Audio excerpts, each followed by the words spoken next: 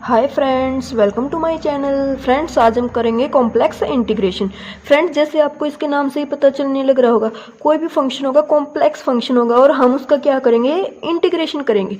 अब देखो, integration finite integration भी होता है और इनफाइनाइट इंटीग्रेशन भी होता है ना। इंटीग्रेशन की अगर लिमिट दे रखी है तो वो क्या हो जाती है, फाइनाइट। अगर लिमिट नहीं है तो वो इनफाइनाइट, है ना। अब देखो कॉम्प्लेक्स में क्या होगा, अब हमारे पास कॉम्प्लेक्स में आपको स्क्रीन पे तो दिख रहा होगा कॉची थ्योरम है। ये इंपॉर्टेंट है, ये यहाँ से हमारा क्वेश्चन डेफिनेटली जो है ना वो आएगा एचपीएससी में। बट ये समझने से पहले ना कुछ बेसिक सी बातें बताती हूँ मैं आपको। देखो, हमें पता है हमारा जो जेड फंक्शन होता है वो क्या होता है, एक्स प्लस आयोटा वाई, इसी टाइप का होता है ना। अब अगर मेरे पास मान लो कोई भी फंक्शन दे दिया, इस टाइप का फंक्शन दे दिया डी जेड, तो और ए से बी जाने लग रहा है। अब इसका इंटीग्रेशन आप कितना बताओगे, कितना हो जाएगा, इसका इंटीग्रेशन डायरेक्ट हो जाएगा ना, बी माइनस ए। ओके, अब एक रिजल्ट तो ये याद रखना है ना। एक हमारा सेकंड होता है ए से बी इंटीग्रेशन है। अगर मोड डी जेड दे देता है वो, तब क्या हो जाता है हमारा इंटीग्रेशन, ये हो जाता है लेंथ ऑफ आर्क। ठीक है, और एक हमारा थर्ड रिजल्ट होता है, उसमें क्या होता है, अगर जेड डी जेड दे देता है वो, तो इसमें हो जाता है B square minus A square divided by 2। ये तीन रिजल्ट होते हैं, इनका यूज नहीं है, बट इन पे ना डायरेक्ट जैसे ये है ना मोड जेड या फिर जेड डी जेड, तो इसमें पता क्या हो जाएगा, इसमें भी वही है, ए से बी जेड स्क्वेयर बाई 2 होएगा, B square minus A square हो जाएगा, है ना। ये इसका मोड दे दिया तो मोड में ना हमारा कंटूर बन जाता है और ये क्या हो जाता है, लेंथ ऑफ आर्क। ठीक है, तो देखो अब इनका इतना यूज नहीं है, लेकिन आपको ना एक क्वेश्चन देती हूँ। हमारा क्वेश्चन इस टाइप का है, जेड प्लस 3 डी जेड, जहाँ पे x है वो मेरा है 2t और y है वो है मेरा 40 माइनस 1, और जो t है ना वो लाई करने लग रहा है मेरा 1 से 3 तक। तो इस क्वेश्चन को आप कैसे करोगे, हमें ये क्वेश्चन सोल्व करना आता है बाय इंटीग्रेशन, हम इसको सोल्व कर सकते हैं।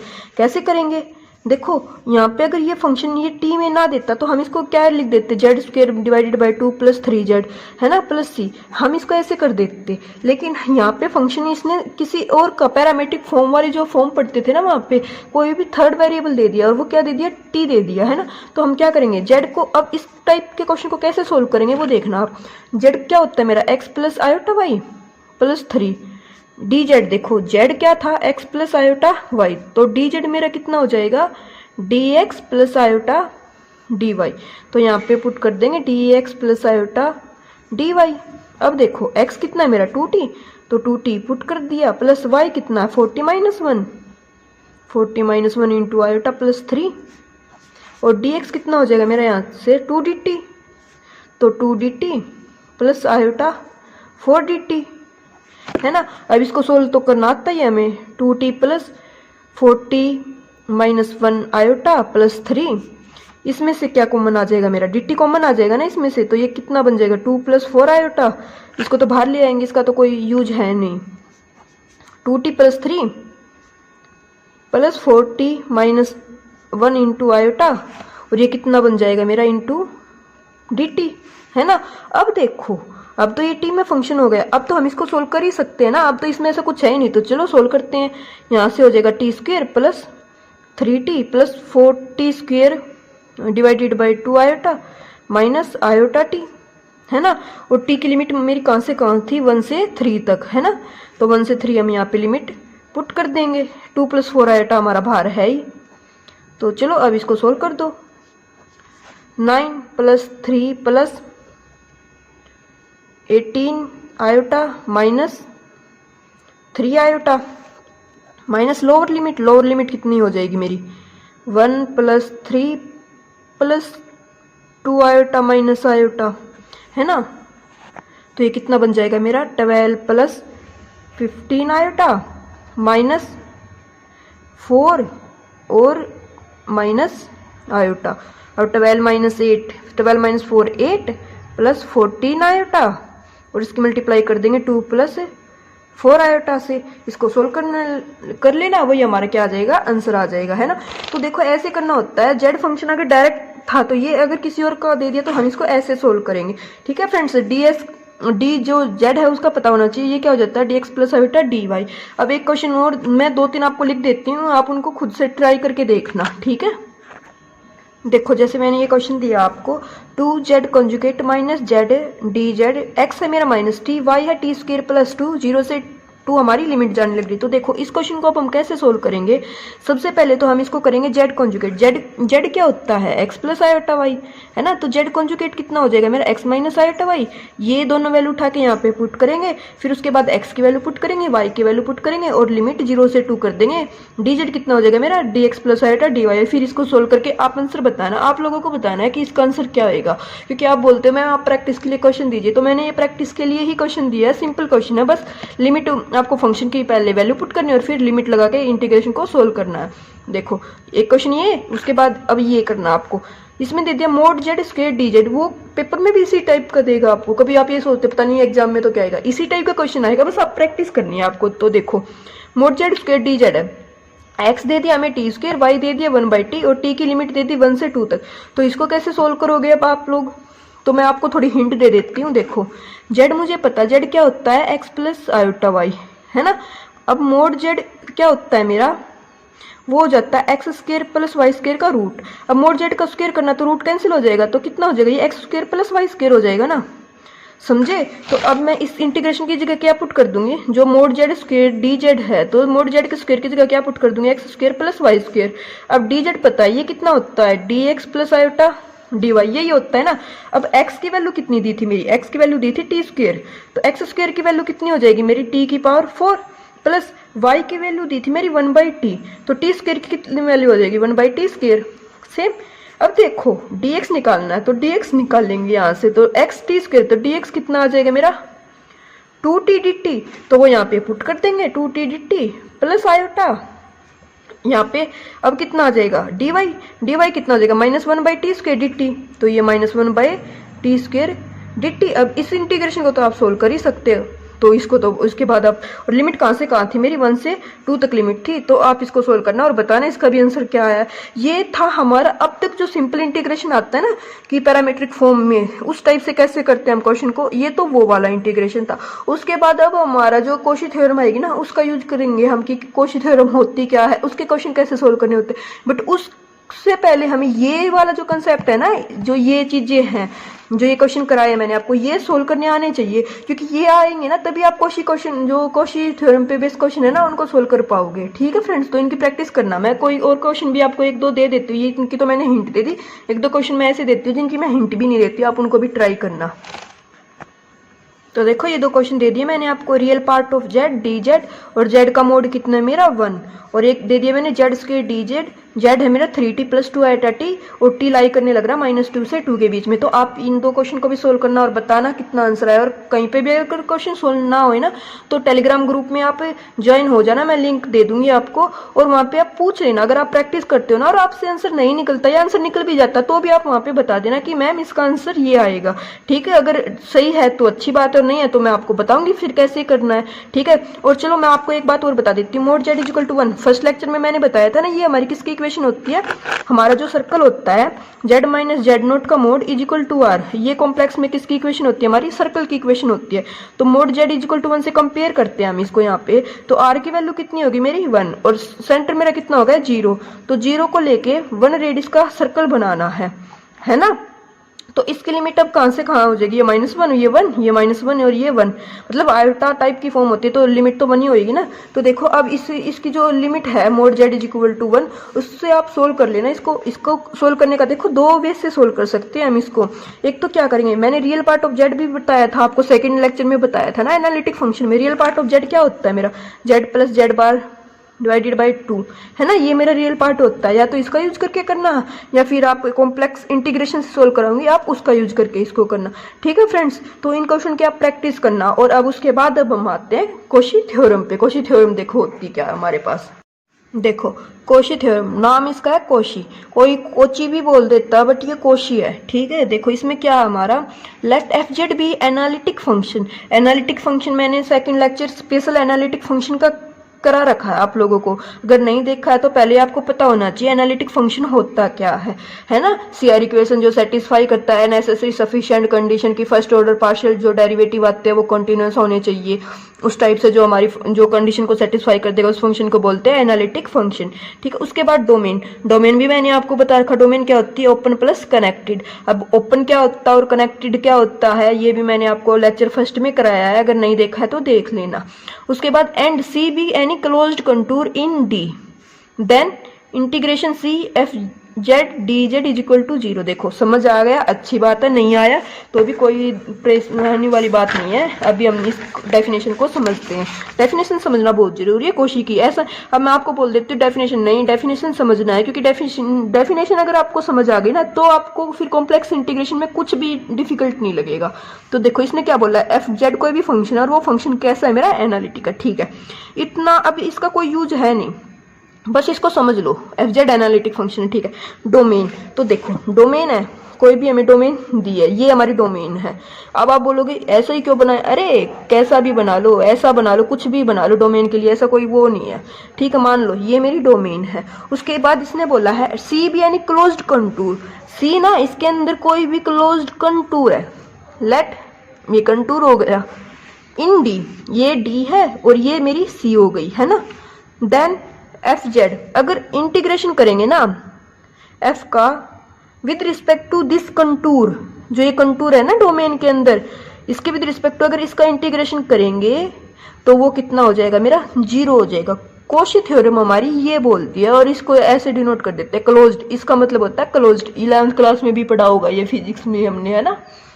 तो देखो अब इस पे ना 1-2 क्वेश्चन कराती हूँ मैं आपको, उसके बाद समझ आ जाएगा। देखो मैंने ले दिया mod Z is equal to 1, ठीक है। तो mod Z is equal to 1 E की पावर जेड डी जेड, और मैं आप लोगों से पूछने लग रही हूँ अब इसकी वैल्यू बताओ क्या आएगी।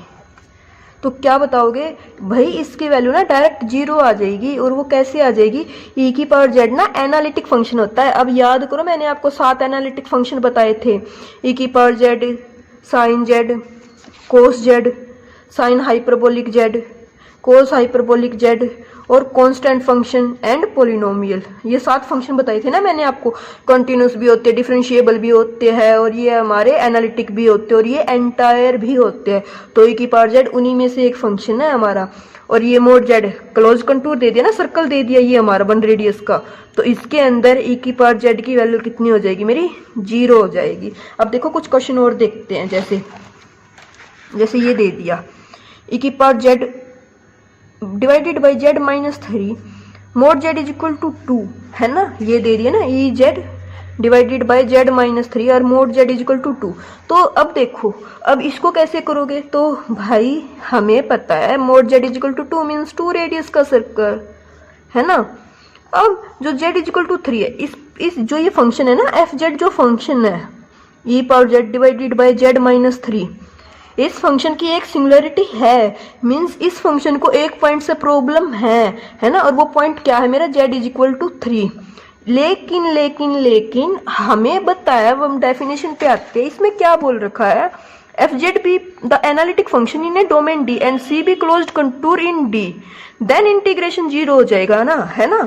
तो जो इंटीग्रेशन है, अब मेरा फंक्शन तो z इज इक्वल टू 2 वाला यही है ना, और 3 जो है पॉइंट वो तो इसके बाहर लाई करने लग रहा है, फंक्शन इसके अंदर 0 हो जाएगा। फंक्शन पॉइंट बाहर वाले से तो फंक्शन का कोई प्रॉब्लम ही नहीं है ना, आउटसाइड पॉइंट से हमें कोई प्रॉब्लम ही नहीं है, तो इस फंक्शन का डायरेक्ट इंटीग्रेशन हम क्या बोल देंगे, 0 बोल देंगे, ठीक है। तो ये चीज अगर आपको समझ आ गई तो भी अच्छा है, नहीं आई है तो अभी 1-2 क्वेश्चन और करते हैं, उसके बाद आपको डेफिनेटली समझ आ जाएगी। जैसे मैंने आपको दे दिया integration sine z 1 plus cos z divided by e की पावर जेड और डी जेड, और जेड दे दिया मैंने 10। अब इसको क्या बोलोगे आप, तो देखो साइन जेड क्या है, मेरा एनालिटिक फंक्शन है, और प्लस एंटायर भी है, कोस जेड भी, ई की पावर जेड भी, तो ये फंक्शन सारा जो है ना ये एंटायर हो जाएगा। तो इस इंटीग्रेशन के अंदर इस फंक्शन की वैल्यू 0 हो जाएगी। एंटायर वाला जो ये वाला कंसेप्ट है ना, थ्योरम समझो आप, f z analytic function in a domain D and C be any closed contour. तो C mod Z is equal to 10 close contour है तो ये वाला, तो इसके अंदर इसकी इंटीग्रेशन की वैल्यू कितनी हो जाएगी मेरी 0 हो जाएगी। ठीक है, इतना समझ में आ गया। ओके, अब तक कोई प्रॉब्लम हो तो आप बताना अगर कहीं समझ नहीं आया हो तो। लेकिन अब देखो सेम एक कंसेप्ट और यूज होएगा। अब इसमें देखो ई की power Z divided by Z minus 1 d z और mod Z is equal to 2 ऐसे दे दिया। यहाँ पे तो मैंने बोल दिया था कंटूर के बाहर पॉइंट है तो कोई प्रॉब्लम नहीं है, फंक्शन को तो 0 हो जाएगा।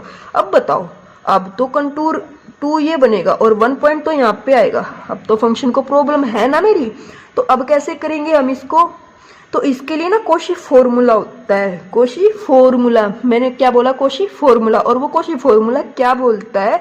अब हम डायरेक्ट इसको 0 नहीं बोलेंगे, ये याद रखना है। अब ये 0 के इक्वल नहीं, हाँ आंसर 0 आ सकता है, वो एक अलग बात है, लेकिन अब इसको डायरेक्ट 0 नहीं बोलेंगे।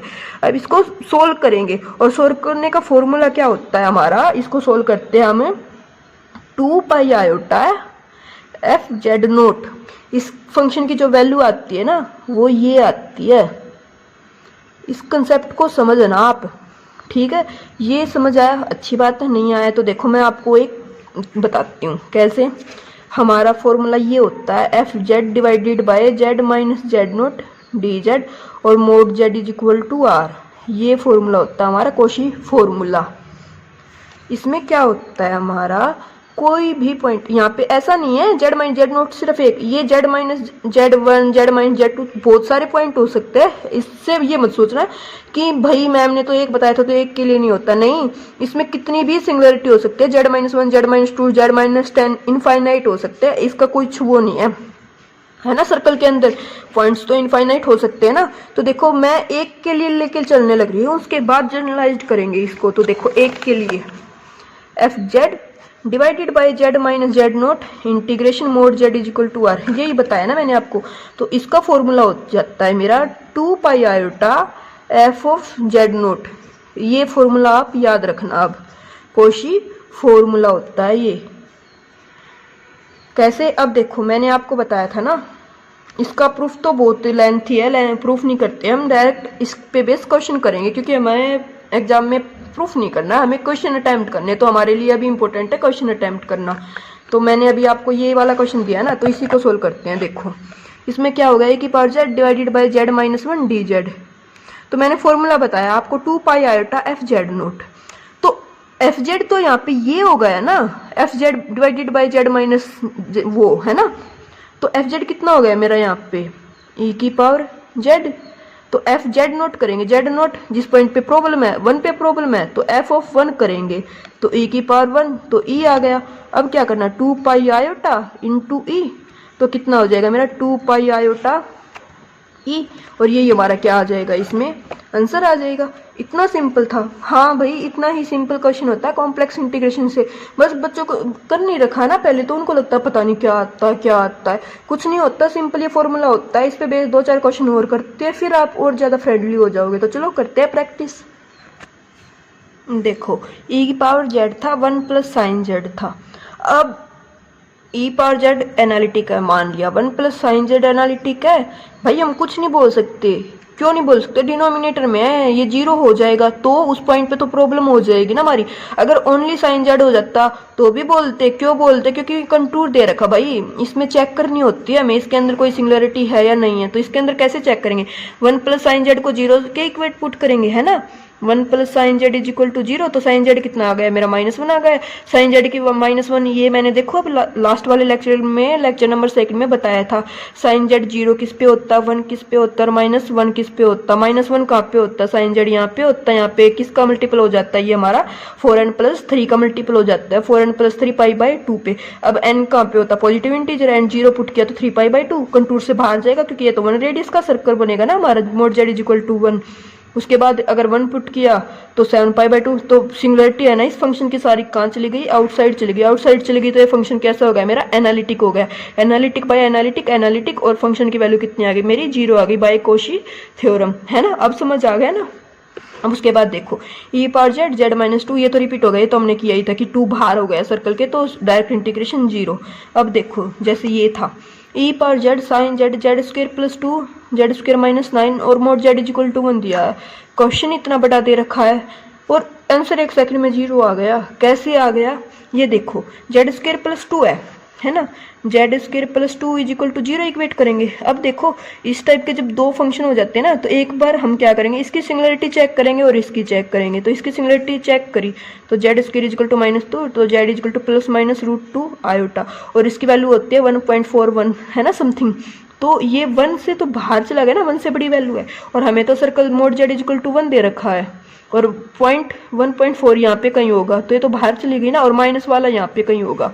Same Z square equal to 9 है, तो जेड की वैल्यू कितनी होगी मेरी +-3, एक यहाँ पे आ जाएगी एक यहाँ पे आ गई, तो इसकी सिंगुलरिटी जो है वो मेरी सर्कल से बाहर चली गई। तो अंदर तो सर्कल के अंदर कोई पॉइंट ऑफ डिसकंटिन्यूटी आया ही नहीं, तो इंटीग्रेशन की वैल्यू क्या हो जाएगी, डायरेक्ट 0 हो जाएगी बाय कॉची थ्योरम। समझ आया अब आप लोगों को ये चीज़ें? अगर कहीं पे भी कोई डाउट हो ना तो आप कमेंट करके पूछ लेना। अब उसके बाद देखो एक फंक्शन दे दिया 1/z-2 z+3, तो इस फंक्शन की सिमिलरिटी कौन है, 2 और -3। अब 2.5 रेडियस का सर्कल बनाएंगे तो 2 तो इनसाइड आएगा, तो उस केस में अब देखो उस केस में ये मेरा जो फंक्शन है ना, ये तो मेरा हो जाएगा f(z) और ये z वाला काम कर देगा। अब यहाँ पे f(z/z-z0) है ना, तो ये 1/z+3 ये हो गया मेरा f(z) 1/z+3 और z0 मेरा हो गया 2, तो इस पे 2 पे वैल्यू निकालेंगे 1/5, और फंक्शन मेरी वैल्यू क्या होती है 2 पाई आयोटा इंटू f(z0), ये वैल्यू होती है ना, तो ये आ गया मेरा 2 पाई आयोटा बाय 5, और ये हमारा क्या आ जाएगा, आंसर आ जाएगा। इसी टाइप के क्वेश्चन आते हैं फ्रेंड्स हमारे जो कॉम्प्लेक्स इंटीग्रेशन है।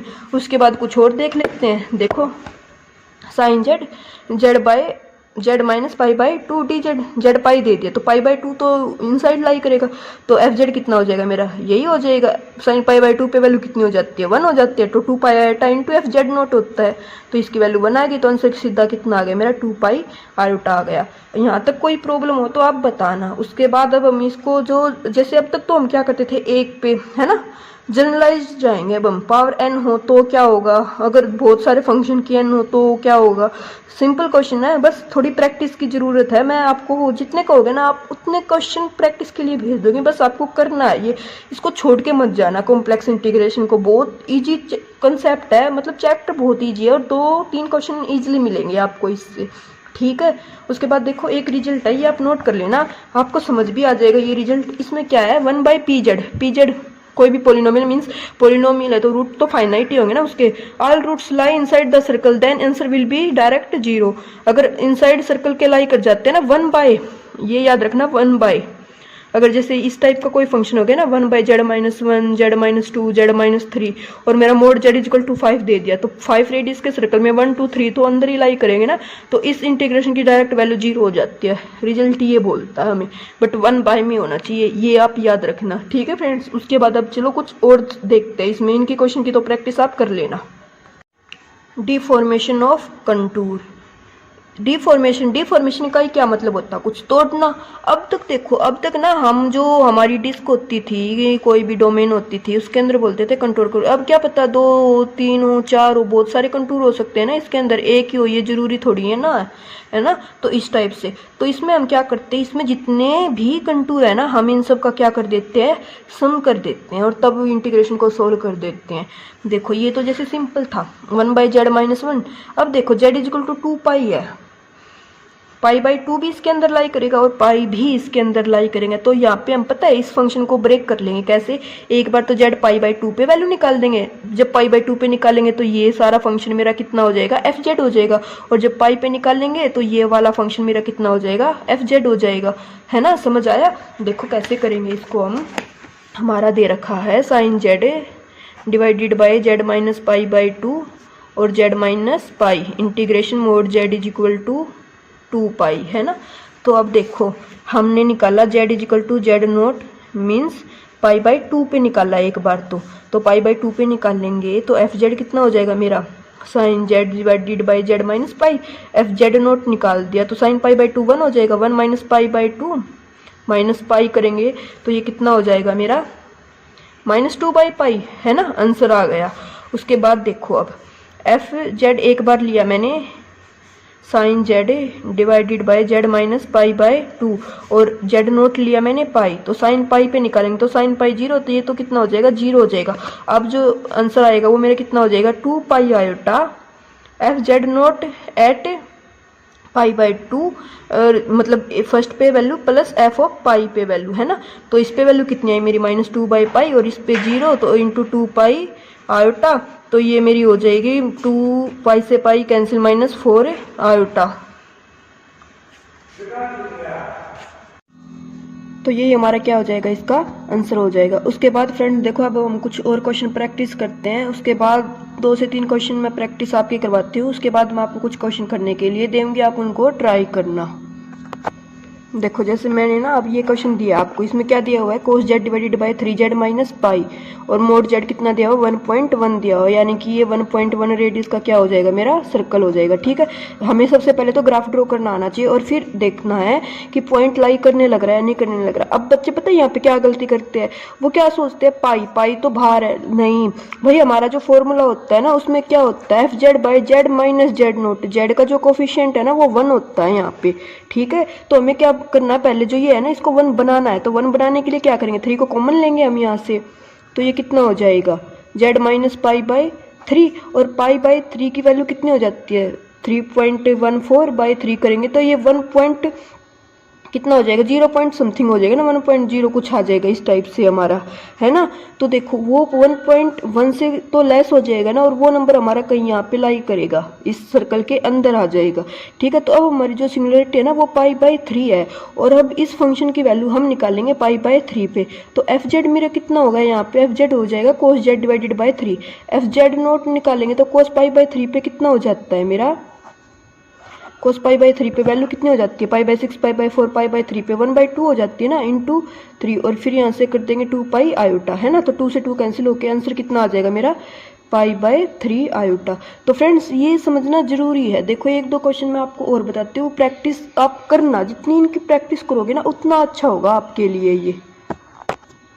तो देखो जैसे ये क्वेश्चन है, इसमें सिंगुलरिटी क्या है 3 आयोटा है, 3 आयोटा, अब 5 रेडियस का सर्कल है तो 1 आयोटा 2 आयोटा 3 आयोटा 3 आयोटा कहीं यहाँ पे होगा, तो अंदर ही लाई कर गया ना ये इसके, तो अंदर लाई कर गया तो फॉर्मूला क्या होता है 2 pi iota F Z note, तो 4 कॉन्स्टेंट में तो 3 आयोटा पुट कर ही नहीं सकते, तो कॉन्स्टेंट ही रहेगा, तो 2 पाई आयोटा इंटू 4 होके मेरा आंसर कितना आ जाएगा 8 पाई आयोटा।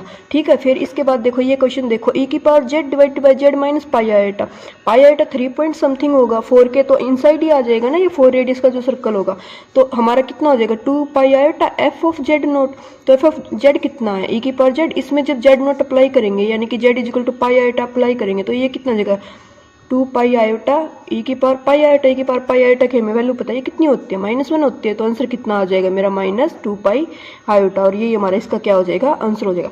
अब तक देखो, अब तक जो है ना मैंने जितने भी क्वेश्चन कराए हैं आपने एक चीज़ नोटिस की होगी, पावर इसकी पावर 1 थी, इसकी पावर 1 थी, यहाँ पे किया तो इसकी भी पावर 1 थी, जो ये वाला क्वेश्चन किया था हमने यहाँ पे भी पावर 1 थी। अब तक तो सिंपल फॉर्मूला अप्लाई करना था और हमने क्वेश्चन कर लिए जितने भी ट्राई करने थे। अब अगर पावर 1 से ज़्यादा हो, यहाँ पे 2 पावर 3 पावर 4 पावर इस टाइप से हो तो कैसे करेंगे, तो जनरलाइज्ड जो फॉर्मूला होता है अब उसका यूज करेंगे। तो चलो वो फॉर्मूला देखते हैं, वो फॉर्मूला क्या होता है। तो फ्रेंड्स जो ये फॉर्मूला होता है ना f z z minus Z naught की whole power n d z mod z is equal to c कोई भी कंटूर एन, तो इसका फॉर्मूला इसको जनरलाइज्ड में कैसे सोल्व करेंगे 2 पाई आयोटा, जब 1 था तो भी 2 पाई आयोटा ही लेते थे ना, अब n है ना तो n माइनस 1 फैक्टोरियल से इसको क्या कर देंगे डिवाइड कर देंगे, और डेरिवेटिव कर देंगे एफ जेड का कितने टाइम्स n माइनस 1 टाइम्स, और उसके बाद उसमें जेड नोट पुट कर देंगे। ठीक है फ्रेंड्स, इसको याद करो आप, ये जरूरी है, ये इसके लिए इंपॉर्टेंट है कंटूर के लिए। इस पे बेस क्वेश्चन करते हैं उससे आपको ज़्यादा समझ आएगा। तो चलो करते हैं क्वेश्चन।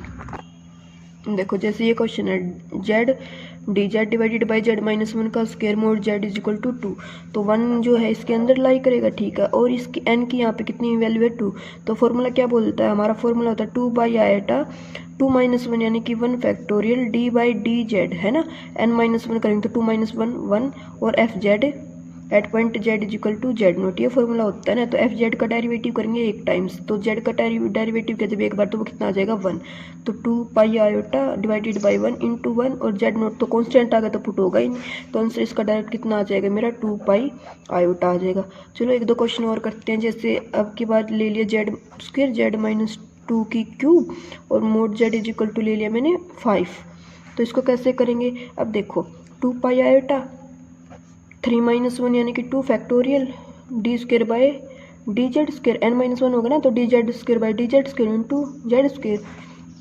एक बार डेरिवेटिव किया 2z और 2z का किया तो 2 है ना, और 2 pi iota divided by 2 into 2 में तो 2 होगा ही नहीं ना क्योंकि कांस्टेंट है, तो 2 से 2 कैंसिल होके फिर से आंसर कितना आ जाएगा मेरा 2 पाई आयोटा। एक दो क्वेश्चन और देखते हैं। चलो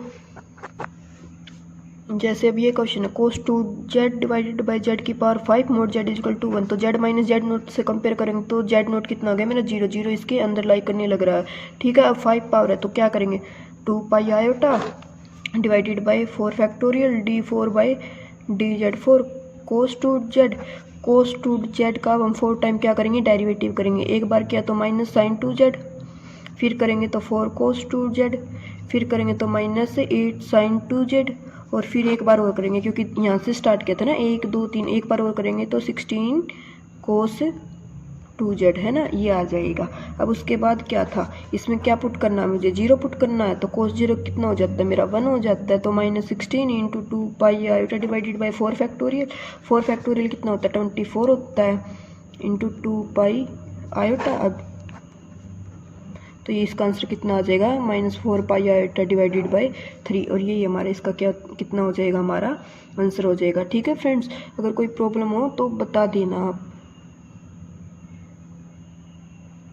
ठीक है, ओके। उसके बाद अब एक दो क्वेश्चन और देती हूँ मैं आपको, जैसे ये आपको करने हैं। ठीक है, मैंने दे दिया आप लोगों को 1 by Z cube Z minus 1 cube mod Z is equal to 5।